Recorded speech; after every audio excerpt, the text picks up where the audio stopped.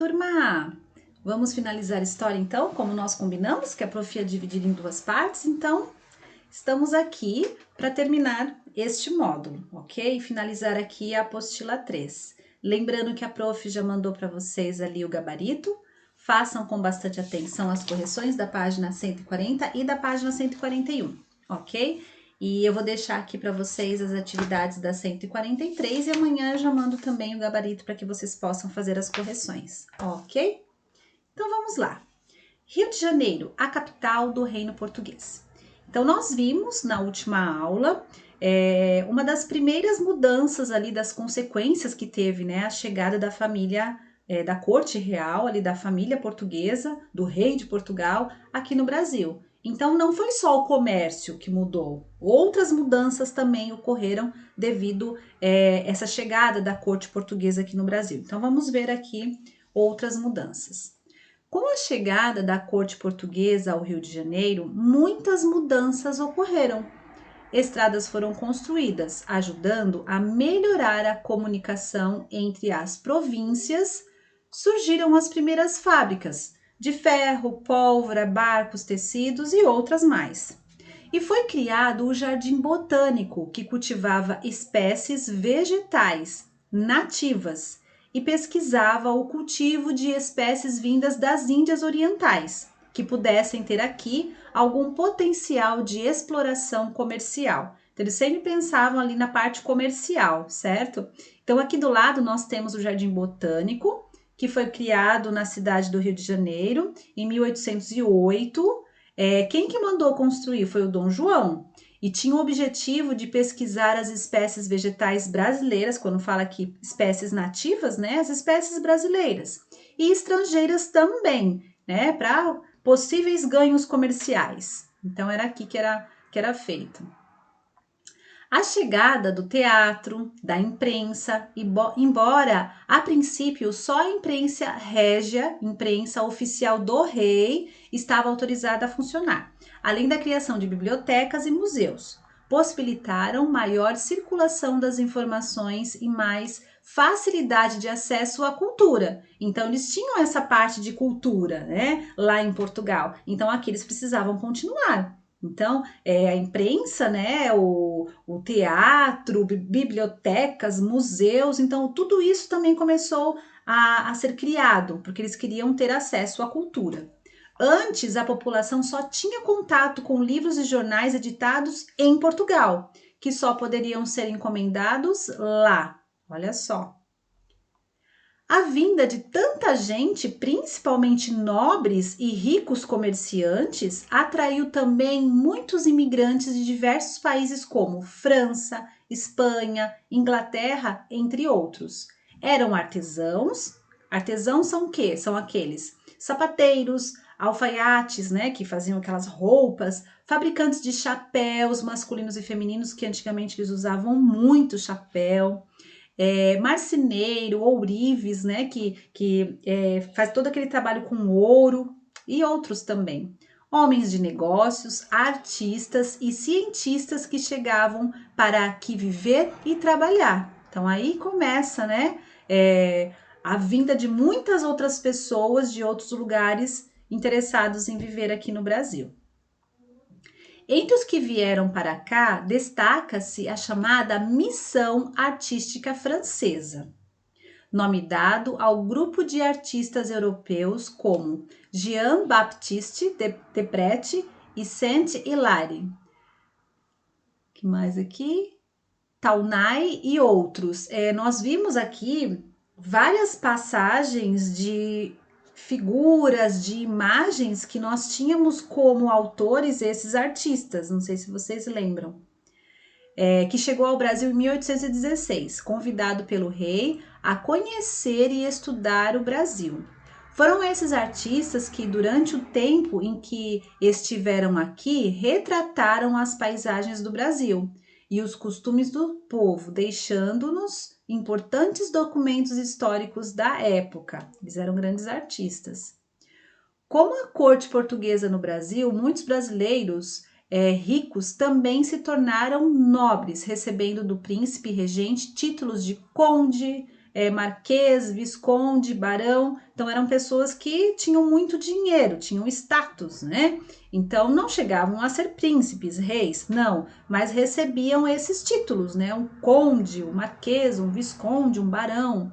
Em troca de dinheiro ou serviços, até traficantes de escravos recebiam títulos como esses, porque eles ganhavam muito dinheiro com o tráfico ali de escravos. Apesar de tantas e tão grandes mudanças, principalmente na cidade do Rio de Janeiro, duas características importantes e que existiam há muito tempo mantiveram-se inalteradas, ou seja, não teve alteração, não teve mudança. A escravidão dos africanos e o poder centralizado nas mãos dos portugueses e não de brasileiros. Então, muita coisa mudou, mas essas duas questões ainda ali ficaram do mesmo jeitinho do que era quando, antes, né, da família portuguesa chegar aqui, né?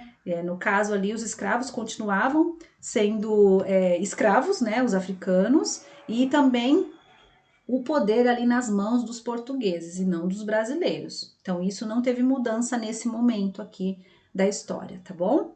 A prof vai deixar para vocês aqui a 143, então presta bastante atenção. Atividade 3.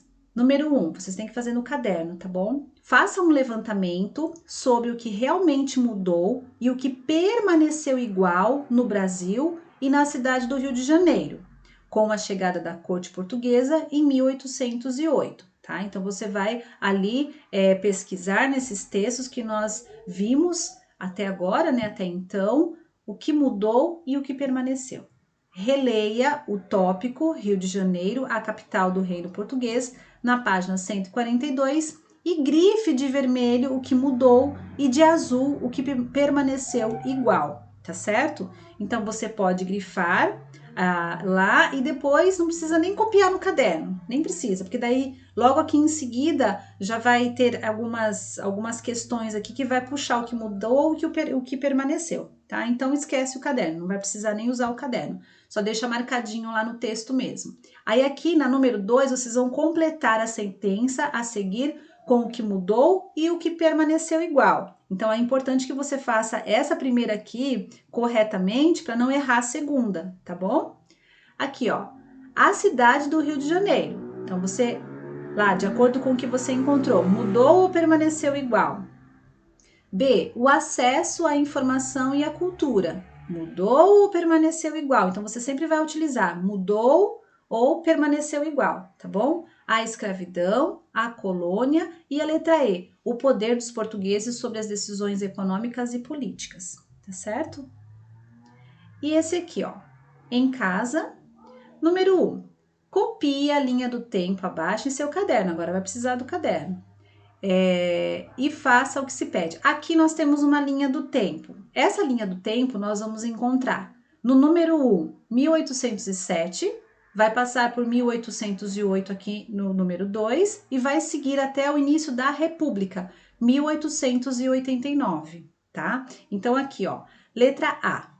Leia o texto A Corte Portuguesa Chega ao Brasil, que tá lá na página 136, e procure os fatos históricos que aconteceram em 1807, ó, que aparece aqui em primeiro lugar na linha, e em 1808, que mudaram a vida dos portugueses e dos brasileiros. Então, procura lá.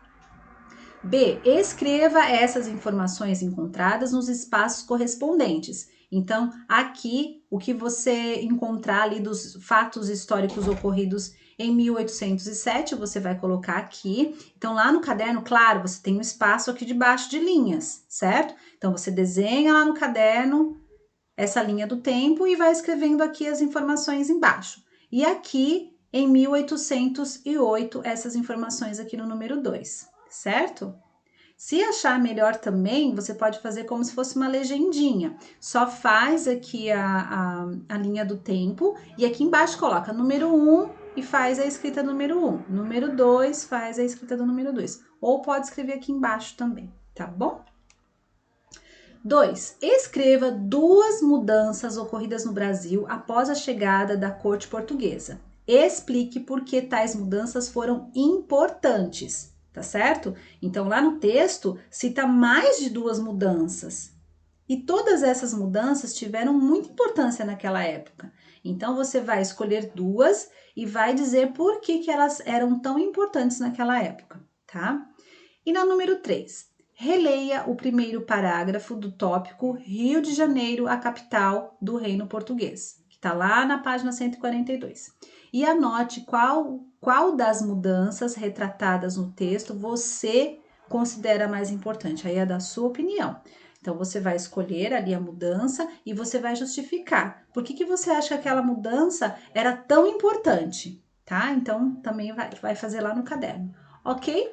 Então, seria isso, turma. Assim, nós finalizamos aqui este módulo, finalizamos a apostila 3. Agora é estudar para fazer a avaliação, certo? Então, é isso, turminha. Façam com bastante capricho e depois, amanhã, a prof já manda para vocês a correção aqui do que vocês vão fazer agora, tá? Dessas atividades.